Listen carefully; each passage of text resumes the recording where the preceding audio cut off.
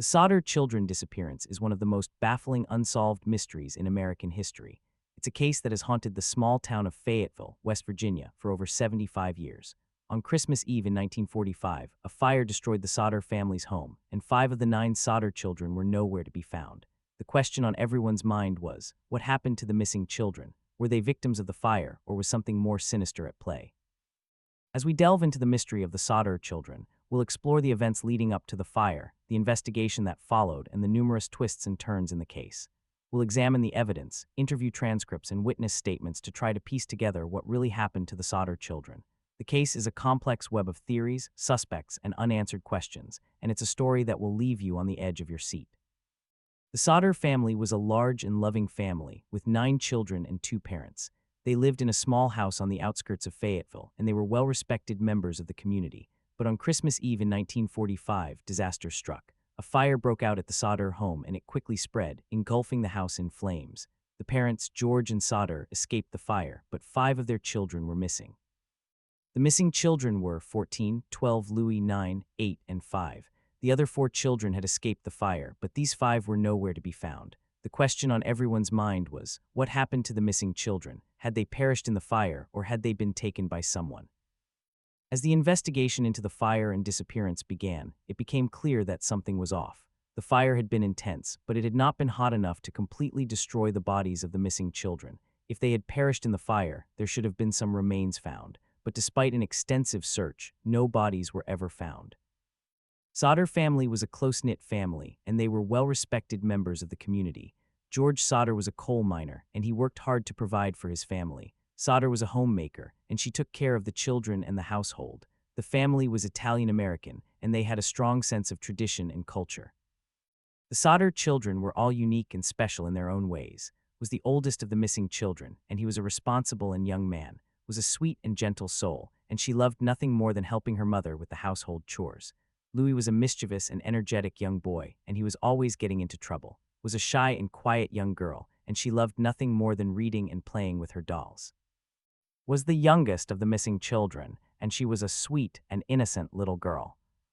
The Sodder family was a happy family, and they loved nothing more than spending time together. They would often have family gatherings and celebrations, and they would always make sure to include all of their children.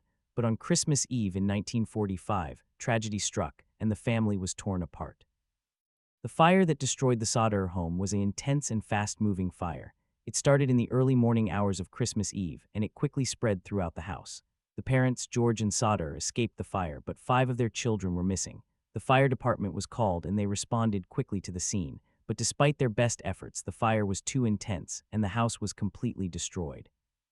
The investigation into the fire and disappearance began immediately. The police and fire department searched the scene, looking for any signs of the missing children. They found no bodies, but they did find some clues that suggested the fire may not have been an accident. A piece of fabric was found near the scene, and it was later determined to be a piece of a dress that one of the missing children had been wearing.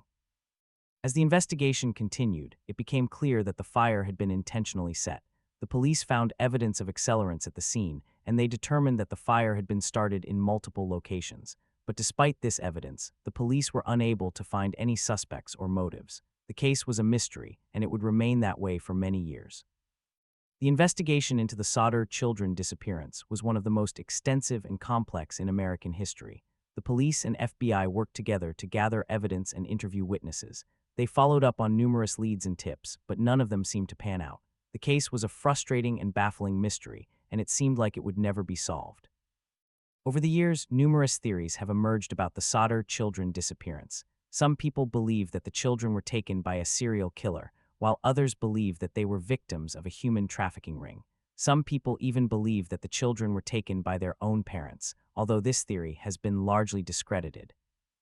One of the most popular theories is that the children were taken by a man named, was a former employee of George Sodder, and he had a grudge against the family. He was known to be violent and unstable, and some people believe that he may have been responsible for the disappearance of the Sodder children. However, despite numerous investigations and interviews, was never charged or convicted in connection with the case. The Sodder children disappearance is a case that will never be forgotten. It's a mystery that has haunted the small town of Fayetteville, West Virginia, for over 75 years. The case is a reminder that even in the most seemingly idyllic communities, tragedy and evil can strike at any moment. The Sodder family was a loving and close-knit family, and their loss is still felt today. The case of the Sodder children has been the subject of numerous books, articles, and documentaries. It's a case that continues to fascinate and haunt people to this day. The mystery of what happened to the Sodder children may never be fully solved, but it's a reminder that the truth is always out there, waiting to be uncovered. As we conclude our exploration of the Sodder children disappearance, we are left with more questions than answers. What really happened to the Sodder children? Will we ever know the truth? The case remains a haunting and intriguing mystery, and it will continue to captivate and inspire us for generations to come.